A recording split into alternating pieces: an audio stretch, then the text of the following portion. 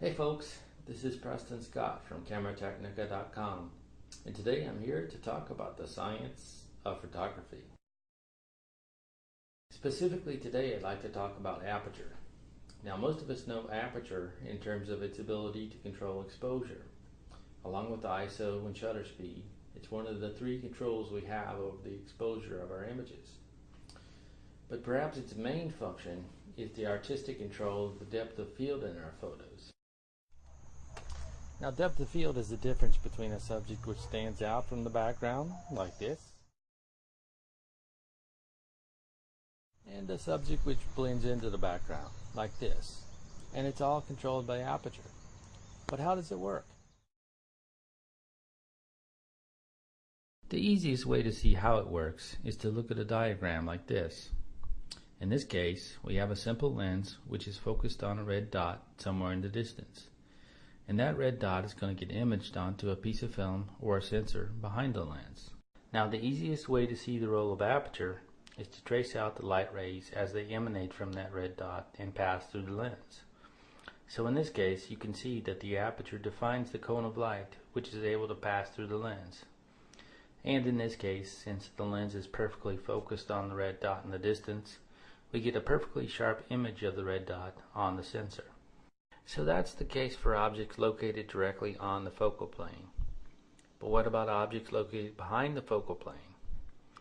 To look at that situation, we're going to add an additional lens which is focused at exactly the same distance as the first lens.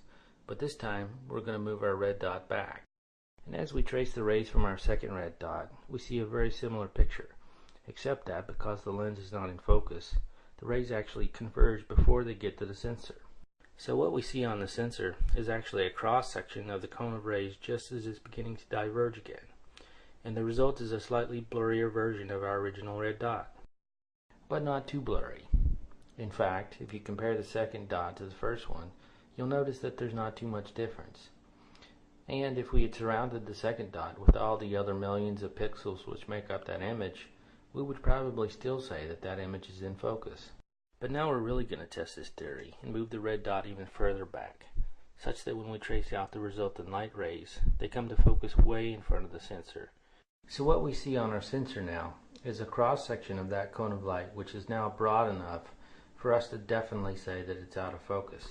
And so if we continued this experiment, and we kept moving the red dot back and forth and noting the image on our sensor, what we would eventually define is a region in space where, although not perfectly and optically in focus, it would produce an image sharp enough that our mind's eye would think it's in focus. And this region of space is called the depth of field. And so you can see that the depth of field for this lens configuration includes, of course, the first red dot, which was exactly on the focal plane, but also a number of points in front of and behind the focal plane, including the second red dot, which produced a slightly defocused image, but still sharp enough that most people would say that the image is in focus. And so we can see the final result is that a very small aperture produces a very large depth of field. But what about the case for a large aperture? For the large aperture, we'll look at a very similar diagram, same lens setup, same red dot, except this time the aperture is much larger. And as we trace out the ray diagram, the first thing we notice immediately is that it allows a much larger cone of light through the lens. But this doesn't really matter for objects that are located right on the focal plane. As you can see in this image, the red dot still gets perfectly focused on the sensor. Once we move that red dot back, however, and trace out that ray diagram, we immediately see the penalty of that broad, divergent cone of light. Even at a moderate distance away from the focal plane, the cross-section of light that goes through the sensor is already so broad that it's considered out of focus. And as we move even further away, we can already anticipate the result. The cross-section of light going through the sensor is so broad that it's way out of focus. So because of the broad, divergent set of light rays that are allowed by the large aperture, the result is a very, very small depth of field, including really only the focal plane and just a very small distance in front of and behind it.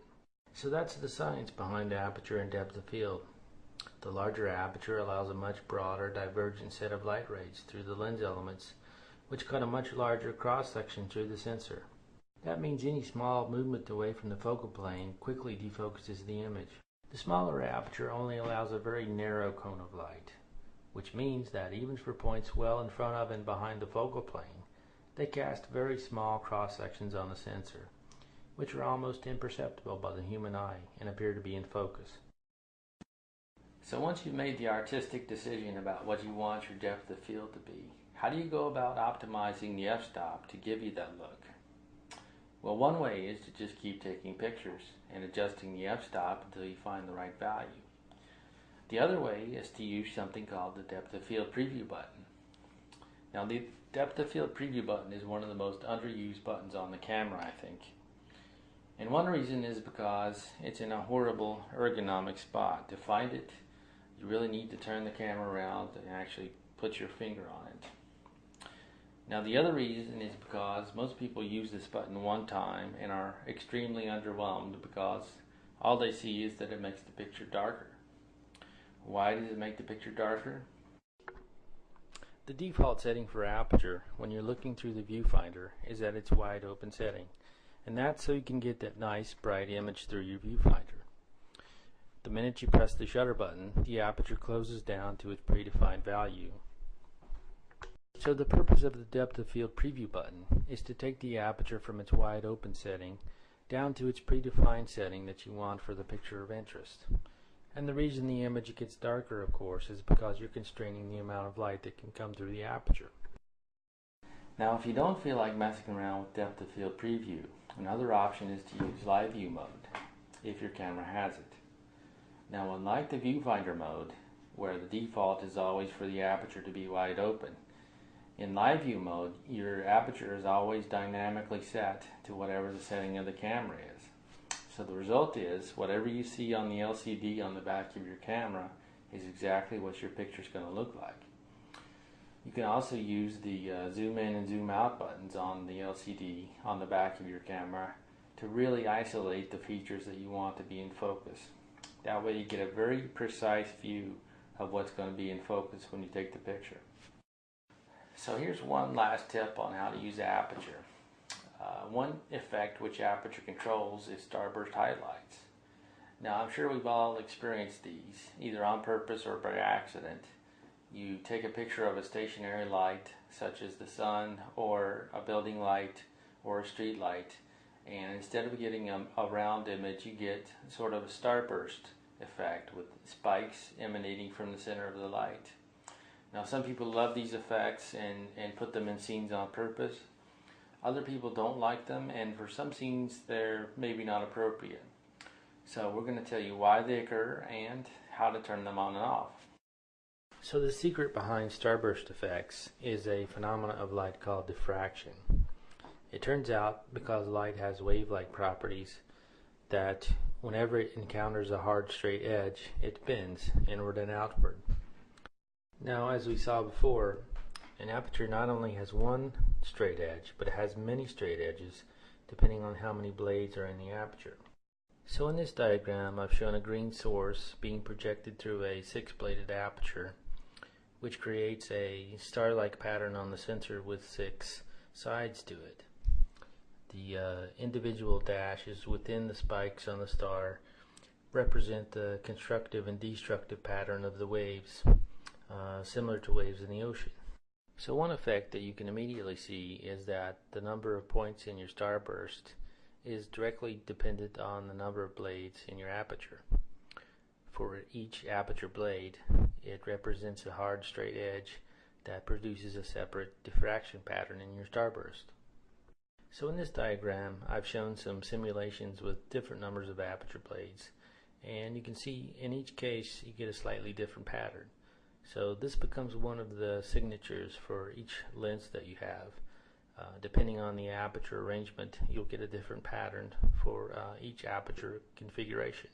Now, one thing that you'll notice is that for even numbers of aperture blades, you'll get the same number of points in your starburst as you have aperture blades.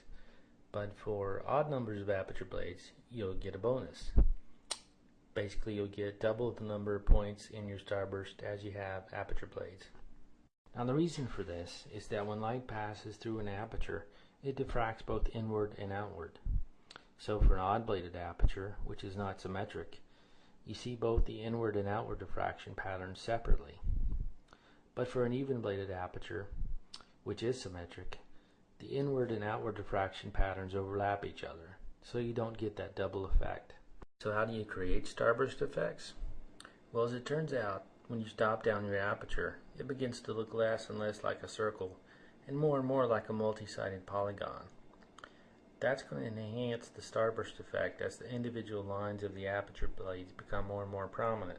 Also, as you stop down the aperture, you're going to have less and less light passing through the middle of the aperture and more affected by diffraction effects at the edge of the aperture.